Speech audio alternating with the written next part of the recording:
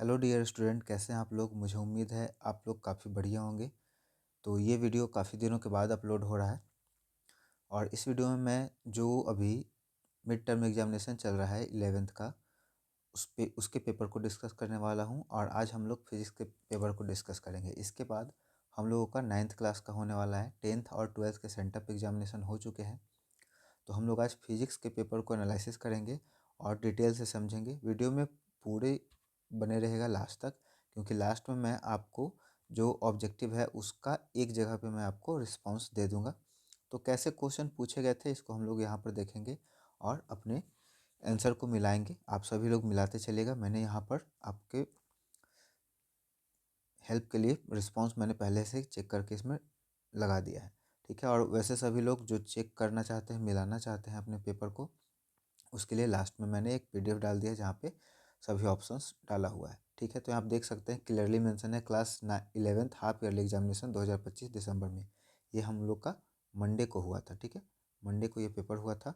इसमें कह रहा है कि टोटल आपका 80 तो ऑब्जेक्टिव है और 25 नंबर आपका क्या है, 25 क्वेश्चन शॉर्ट आंसर क्वेश्चन के हैं और बाकी लॉन्ग आंसर क्वेश्चन के। टोटल प्रश्न आपका 113 है और टोटल नंबर ये 100 मार्क्स का है। इसमें प्रैक्टिकल अलग से इसके लिए नहीं होगा, ठीक है।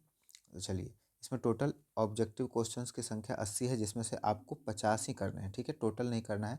बहुत सारे बच्चे क्या गलती कर देते हैं कि टोटल क्वेश्चन को अटेम्प्ट कर देते हैं, पूरा भर देते हो मार्कशीट में, है ना। तो सिर्फ और सिर्फ 50 आपको करना है। अगर आपने 50 से ज़्यादा क्वेश्चन अटेम्प्ट किया है, ठीक है, तो उस कंडीशन में क्या होगा, आपका 1 से 50 जहाँ तक पूरा हो जाता है वहाँ तक को मेंशन किया जाएगा। उसके बाद का सभी आंसर आपका गलत करके कट कर दिया जाएगा, ठीक है। तो यहाँ पे पहला है संख्या 2025 में कितने सार्थक अंक हैं। How many significant figure are there in the number 2025। तो यहाँ पे आंसर हम लोग का 4 हो जाएगा। गुरुत्वाकर्षण बल होता है कैसा, gravitational force is a attractive force होता है ना, पृथ्वी सबको अपने तरफ खींचता है। उसके बाद निम्नलिखित में से कौन सी मौलिक राशि नहीं है। फंडामेंटल क्वांटिटी जो होता है ना, उस 7 उसका क्वांटिटी होता है और पूछ रहा है कि कौन नहीं है। तो यहाँ पर देखिए मास होता है, टाइम होता है, इलेक्ट्रिक करंट होता है, चार्ज नहीं होता है। चार्ज नहीं होता तो हम लोग का राइट आंसर चार्ज ही हो जाएगा। प्लैंक कांस्टेंट का विमीय सूत्र क्या होता है। What is the dimensional formula of Planck's constant. तो यहाँ पे हम लोग का आंसर हो जाएगा ml² t−1, ठीक है। उसके बाद 5 नंबर, निम्नलिखित में से कौन सी भौतिक राशि का विमीय सूत्र आवृत्ति के विमीय सूत्र के समान है। तो इसमें ऑप्शन हो जाएगा सभी। Which of the following physical quantities have the same dimensional formula as frequency. तो इसमें ऑल ऑफ दिस हो जाएगा। सेम क्वेश्चन है, मैं हिंदी इंग्लिश दोनों में पढ़ दे रहा हूँ ताकि जो बच्चे हिंदी में और जो बच्चे इंग्लिश में दे रहे हैं दोनों को इससे कोई भी परेशानी ना हो। सार्वत्रिक गुरुत्वाकर्षण नियतांक की एसआई यूनिट क्या है। न्यूटन मीटर स्क्वायर पर किलोग्राम स्क्वायर, ठीक है। SI unit of universal gravitational constant is आपका ए हो जाएगा न्यूटन मीटर स्क्वायर पर किलोग्राम स्क्वायर, ठीक है। यहाँ पर कह रहा है 0.0032 में सार्थक अंकों की संख्या कितनी है। तो पॉइंट के बाद देखिए यहाँ पे 2 जीरो कट जाएगा और ये जो नंबर आया है यही आपका सार्थक होगा, मतलब 2। The number of significant figure in 0.0032 is 2। बलाघूर्ण का विमीय सूत्र होता है। What is the dimensional formula of torque. Torque का हो जाएगा ml² t−2। ये हम लोग का वर्ग के जैसा है ना, वर्ग के जैसा। निम्नलिखित में से कौन सी राशि विमाहीन है। तो इसमें हो जाएगा इनमें से सभी। विकृति, विशिष्ट गुण, विशिष्ट गुरुत्व, कोण, ठीक है। Strain, specific gravity, angle, all of this. तो यहाँ पे ऑल ऑफ दिस हो जाएगा। संवेग तथा वेग के गुणनफल का विमीय सूत्र किसके समान होता है। The dimensional formula of the product of momentum and velocity. स्थितिज ऊर्जा मतलब पोटेंशियल एनर्जी। 1 किलोमीटर प्रति घंटा किसके बराबर होता है। 1 किलोमीटर प्रति घंटा होता है 5/18 मीटर पर सेकेंड। अभी कैसे हुआ है आपको मैं बना करके दिखा दूँ। 1 किलोमीटर और नीचे है आवर, है ना, और इसको मीटर पर सेकेंड में बदलेंगे तो ये हो जाएगा हम लोग का 1 किलोमीटर में कितना मीटर, 1000। 1 घंटा में कितना सेकेंड, 3600 सेकेंड। ये कट गया, 2 खत्म हो गया, ऊपर में बचा 10 और नीचे में बचा 36। ये कटेगा 5 दूनी 10 और ये 18 दूनी 36, है ना। ये हो गया 18 मीटर पर सेकेंड। तो हम लोग का राइट आंसर हो जाएगा ये, ठीक है। उसके बाद किसी क्षण टी में एक कण का विस्थापन x बराबर AT³ है से प्रदर्शित होता है, जहाँ a एक नियतांक है। तो a का विमीय सूत्र क्या होगा, ठीक है। m0 L t−3। इसको इंग्लिश में मैं पढ़ देता हूँ। The displacement x of a particle at an instant t is given as at cube, where a is a constant. Then the dimensional formula of a is first 3.500 तथा 0.06900 के सार्थक अंकों की संख्या क्रमशः कितनी है? तो 4 इसमें हो जाएगा ना, यहाँ पे 4 और यहाँ पे पूरा 4। मतलब डेसिमल के पहले अगर कोई पॉइंट है तो पूरा का पूरा सार्थक हो जाएगा, और डेसिमल के पहले 0 है तो उसके बाद जो हम लोग का नंबर 1 के बाद से शुरू होगा वो हम लोग का सार्थक होगा। ठीक है, इस तरह से the number of significant figure in 3.500 and 0.06900 is respectively 4। निम्नलिखित में से कौन सा भौतिक राशि का नाम नहीं है? विच of the following is not the name of physical quantity? तो इसमें किलोग्राम हो जाएगा। 15 नंबर है, किसी क्षण t पर एक कोण का वेग v बराबर at प्लस BT स्क्वायर द्वारा दिया जाता है, b की विमाएँ क्या होंगी? तो यहाँ पे हो जाएगा LT माइनस 3। ठीक है, the velocity of a particle at an instant t is given by v बराबर at plus BT square. The dimensional formula is हम लोग का LT माइनस 3। कोणीय संवेग का मात्रक होता है, what is the unit of angular momentum? तो यहाँ पे हम लोग का हो जाएगा किलोग्राम मीटर स्क्वायर पर सेकंड, किलोग्राम मीटर स्क्वायर पर सेकंड। ठीक है, उसका 70 नंबर कहता है बल तथा वेग का अदिश गुणनफल क्या होता है? पावर हो जाएगा। ठीक है, the scalar product of force and velocity is called power. निम्नलिखित में से कौन सी राशि सदिश राशि नहीं है? तो इसका हो जाएगा चाल। ठीक है, इंग्लिश में इसको बोलेंगे विच of the following quantity is not a vector? तो इसमें हम लोग का स्पीड हो जाएगा। ठीक है, स्पीड हम लोग का वेक्टर क्वांटिटी नहीं है। यदि दो भौतिक राशियों का परस्पर ग्राफ सरल रेखा हो तो दोनों राशियाँ एक दूसरे के सापेक्ष होती है अनुक्रमानुपाती। If the graph between the two physical quantity is straight line, then both quantity with respect to each other will be हम लोग का हो जाएगा प्रोपोर्शनल। ठीक है, 20 नंबर क्वेश्चन है, यदि वेग 0 हो तथा चाल बराबर वेग बराबर x हो तो, ठीक है, हम लोग का आंसर हो जाएगा x इज स्मॉलर और equal to 1। x is smaller और equal to 1। If the velocity is non zero and speed by velocity is equal to x, then x का वैल्यू यहाँ पर दे रखा है। 21 नंबर में बल विस्थापन वक्र के द्वारा घेरा गया क्षेत्रफल प्रदर्शित करता है किया गया कार्य। ठीक है, area under the force displacement curve represents क्या? वर्क डन, है ना, वर्क डन, बी नंबर। उसके बाद यहाँ पे यूनिट वेक्टर का दे रखा है, I unit vector plus J unit vector के अनुदिश एकांक सदिश होगा। The unit vector along I unit vector plus J unit vector will be, यहाँ पे है half 1/√2 I unit vector plus J unit vector. ठीक है, गुरुत्व बल के अधीन मुक्त रूप से गिरती हुई वस्तु का क्या एक समान होता है?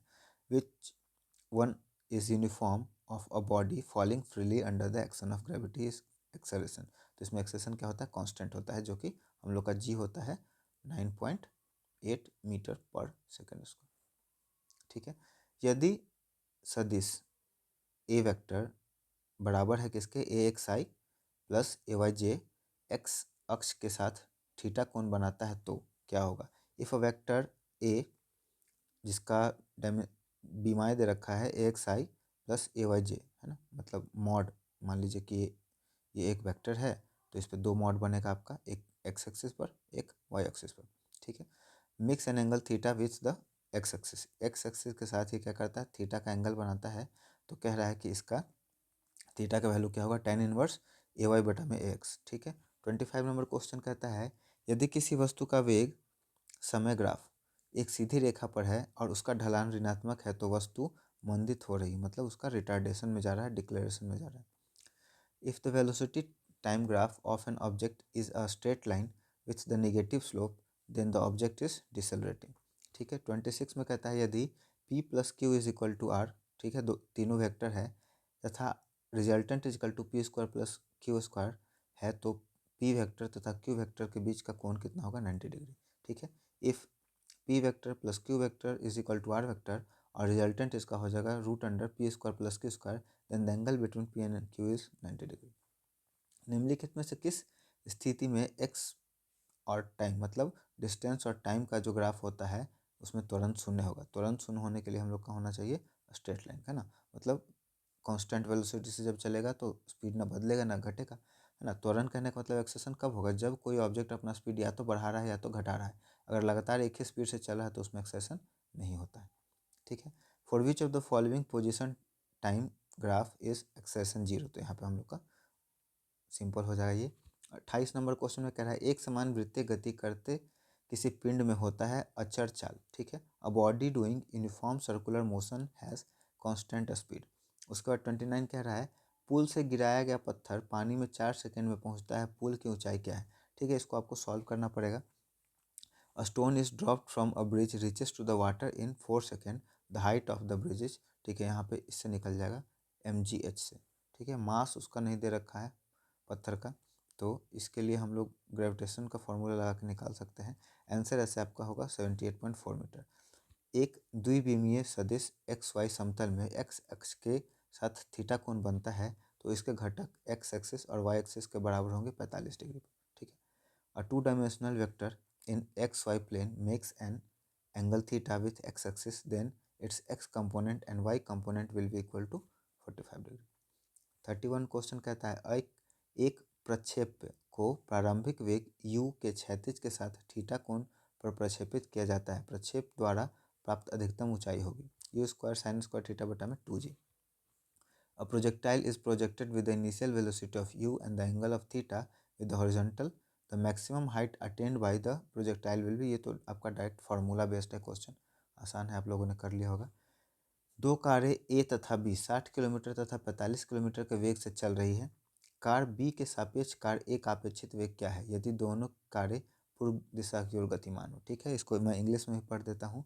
To cars A and B are running at a velocity of 60 kilometre, मतलब पहला जो स्पीड दिया है वो ए का है और जो 45 किलोमीटर दिया है वो बी का है ना। ये रिस्पेक्टिवली ऐसे ही चलता है, जिसका पहला नाम मेंशन होगा वो उसका पहला स्पीड होगा।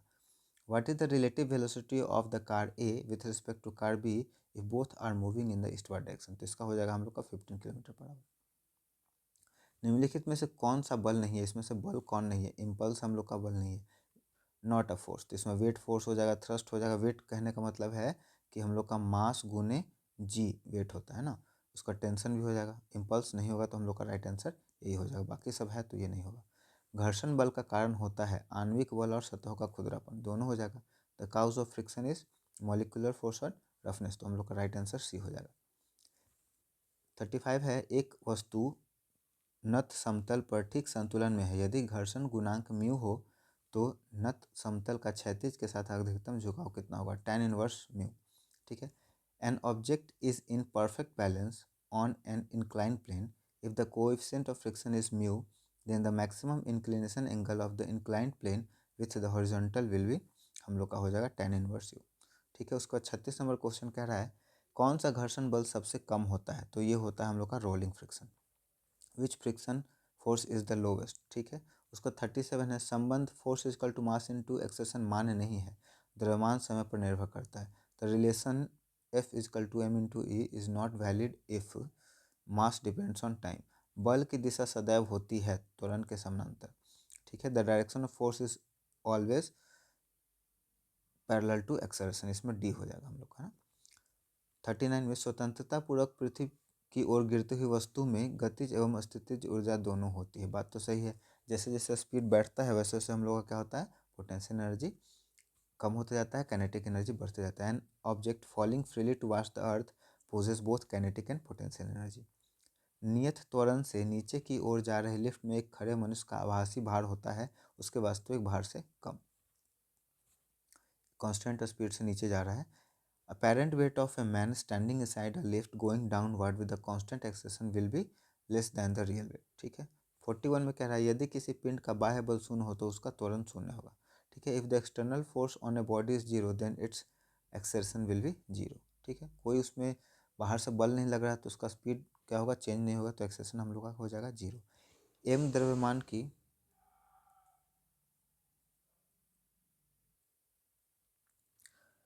अब हम लोग 42 नंबर क्वेश्चन देखेंगे। इसमें कह रहा है एम द्रव्यमान वस्तु स्थिर अवस्था से मुक्त रूप से गिरती है, इस वस्तु का संवेग कितना होगा जब यह h दूरी से गिरती है, ठीक है।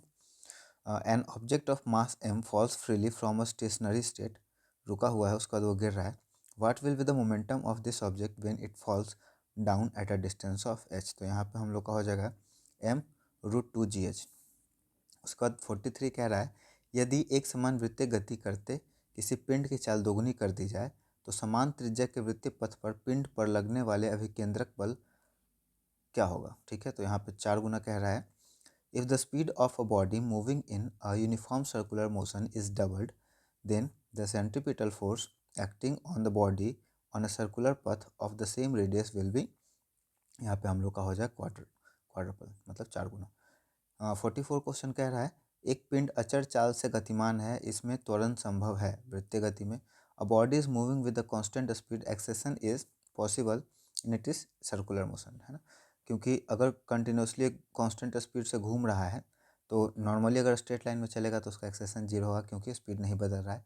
लेकिन एक्सेलरेशन जब हम लोग का मोशन करता है सर्कुलर पथ में तो इसमें इसका क्या होता है, वेलोसिटी कंटिन्यूसली चेंज करता है, किसके वजह से, डायरेक्शन चेंज करने की वजह से। और इस वजह से हम लोग कह सकते हैं इसको सर्कुलर मोशन में ये क्या है, इसका एक्सेशन प्रोड्यूस हो रहा है। 45 में कह सकते हैं, 45 नंबर क्वेश्चन कहता है दो द्रव्यमान m1 और m2 की गतिज ऊर्जाएं बराबर हैं, मतलब जो मोशन कर रहा है वो क्या है, बराबर है। उनके रेखीय संवेग का अनुपात होगा √m2 बटा में m1। ठीक है, the kinetic energy of two masses m1 and m2 are equal, the ratio of their linear momentum will be √m2 बटा में m1। 46 कह रहा है एक पिंड r त्रिज्या के एक वृत्त के एक समान चाल v से घूम रहा है तो उसका स्पर्श रेखीय त्वरण क्या होगा। Body is moving with the uniform speed of v in a circle of radius r, the tangential acceleration will be 0। 47 question कह रहा है निम्न में से कौन सा संरक्षी बल नहीं है, विच of the following is not a conservative force, तो इसमें हो जाएगा हम लोग का फ्रिक्शन फोर्स। ठीक है, 48 क्वेश्चन कह रहा है यदि किसी वृत्तीय पथ पर किसी कण के नियत कोणीय वेग के लिए पथ की त्रिज्या दोगुनी कर दी जाए तो रेखीय वेग क्या हो जाएगा, दोगुना हो जाएगा। ठीक है, if the radius of the path is doubled for a constant angular velocity of a particle on a circular path, then the linear velocity will be double. ठीक है, उसके बाद 49 नंबर क्वेश्चन कह रहा है कि क्रमशः K1 एंड K2 स्प्रिंग नियतांक वाले दो स्प्रिंगों ए और बी को समान लंबाई तक खींचा जाता है, उनमें संचित स्थितिज ऊर्जा का अनुपात क्या होगा। ठीक है, यूए बटा में यूबी क्या होगा, तो यहाँ पे हो जाएगा K1 बटा में K2। Two spring A and B with spring constant respectively K1 and K2 are stretch to the same length, the ratio of potential energy U1 divided by U B stored in them will be K1 बटा में K2। ठीक है, उसके बाद 50 number question किसी वस्तु पर किया गया कार्य किस पर निर्भर नहीं करता है। यहाँ पे नहीं वाला क्वेश्चन जब भी आए तो आपको ध्यान देना है वस्तु के प्रारंभिक वेग पे नहीं करता है। The work performed on a object does not depend upon initial velocity of the object. रेखीय संवेग का आघूर्ण कहलाता है कोणीय संवेग। Moment of linear momentum is called angular momentum. ठीक है, 52 क्वेश्चन कह रहा है यदि किसी पिंड पर F बल लगाया जाए और वह v वेग से चले तो उसकी शक्ति होगी। ठीक है, F बटा में v। If a force is F is applied on a body and it moves with the velocity v, then its power will be, इसका पावर हम लोग का हो जाएगा यहाँ पे C number F by v। SI मात्रक क्या है शक्ति का, तो इसका तो वॉट हो जाएगा, the SI unit of power is what. बहुत आसान इजी क्वेश्चन था ये। एक शक्ति में कितने वाट होते हैं, तो 746 वाट, ये भी इजी क्वेश्चन था, 746 वाट। यदि किसी पिंड t सेकेंड में अपना वेग 0 से u कर लेता है तो उसकी औसत शक्ति क्या होगी, mu² बटा में 2t। If a body increases its velocity from 0 to u in t second, then its average power will be, हम लोग का हो जाएगा यहाँ पर d है mu बटा में 2t।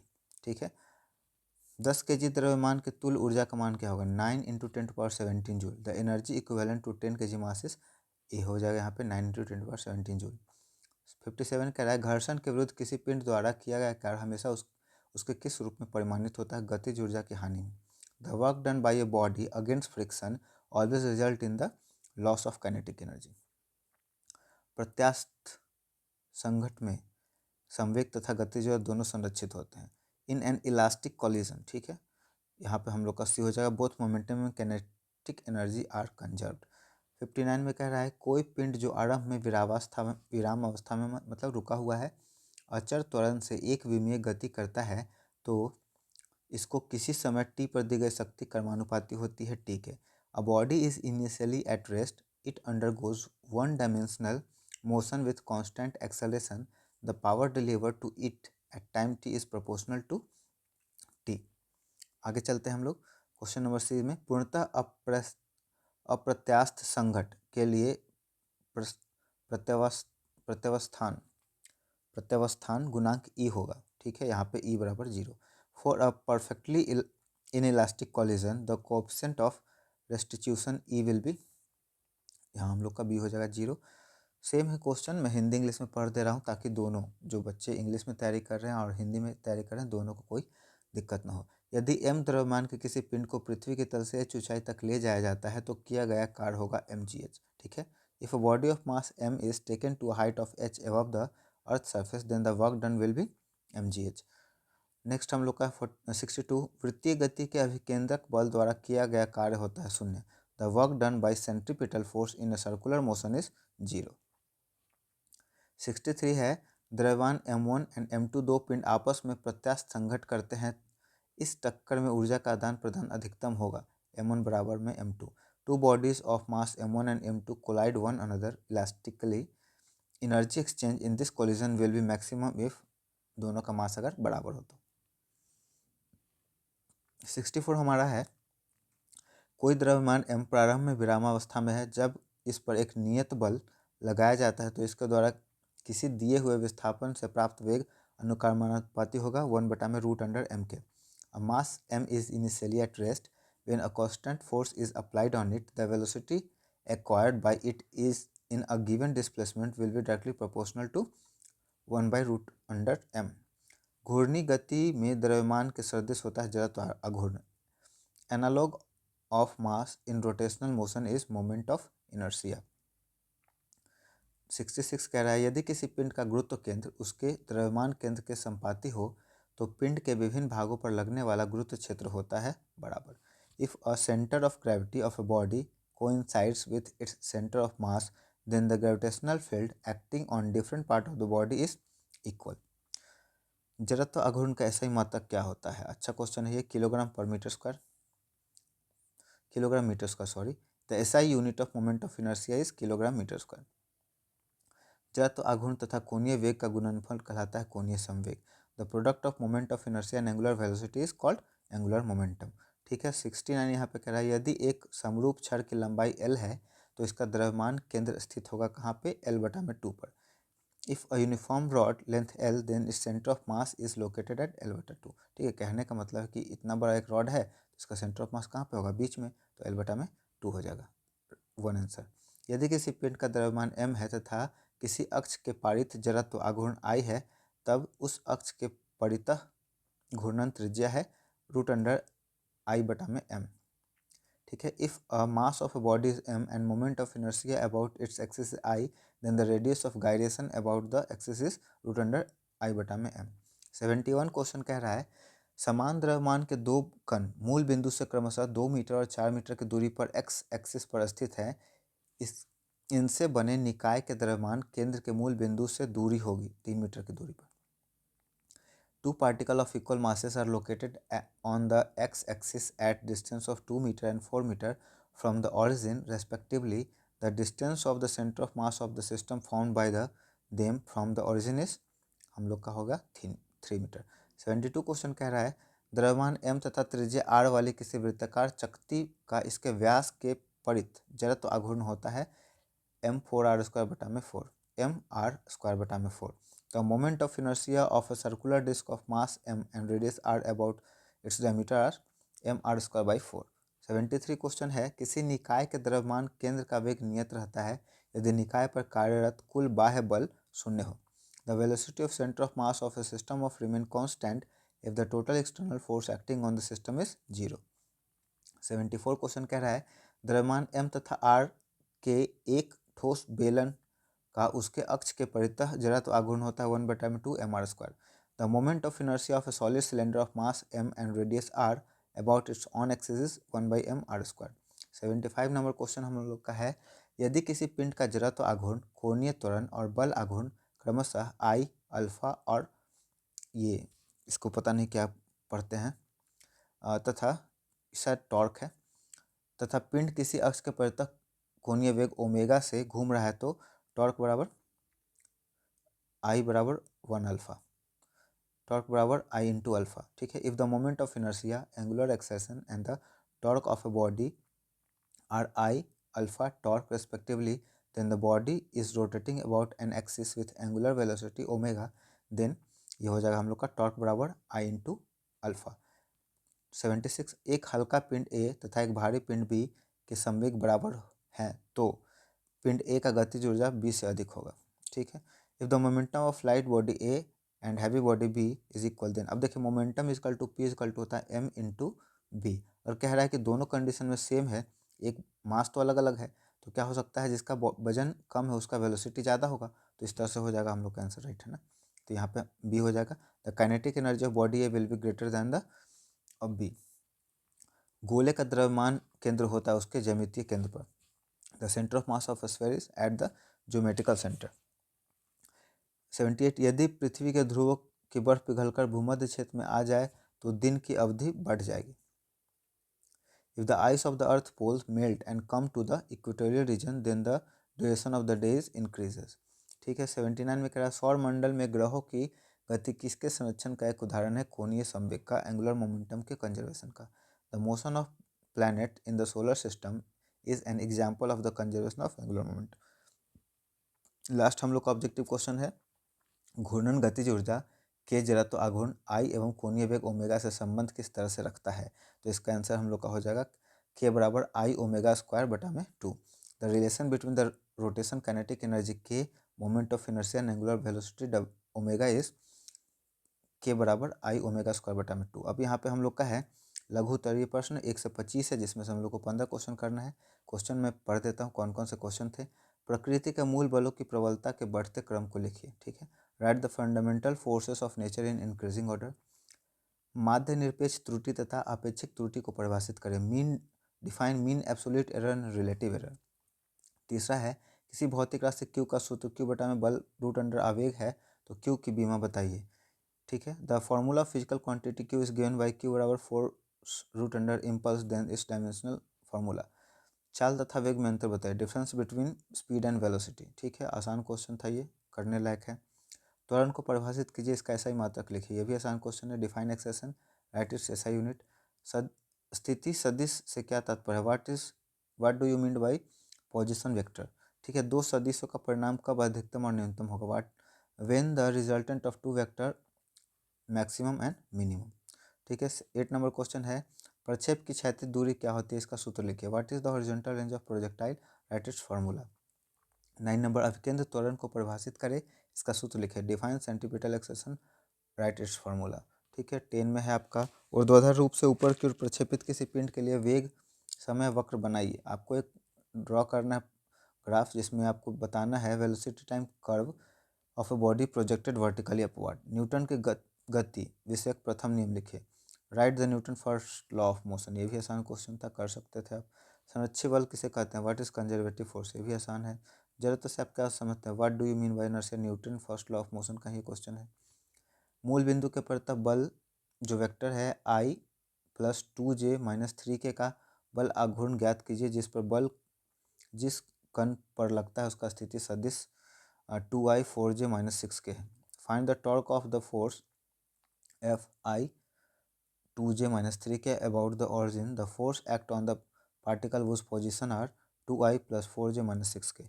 संवेग संरक्षण का नियम क्या कहता है, what is the law of conservation of momentum, momentum can neither be created nor be destroyed, ठीक है। भार तथा द्रव्यमान के बीच में अंतर स्पष्ट करें, explain between weight and mass. कार्य ऊर्जा प्रमेय की परिभाषित करें, डिफाइन वर्क एनर्जी थ्योरम, अच्छा क्वेश्चन है। स्थैतिक घर्षण एवं गतिज घर्षण क्या, what are the static friction and kinetic friction, ठीक है।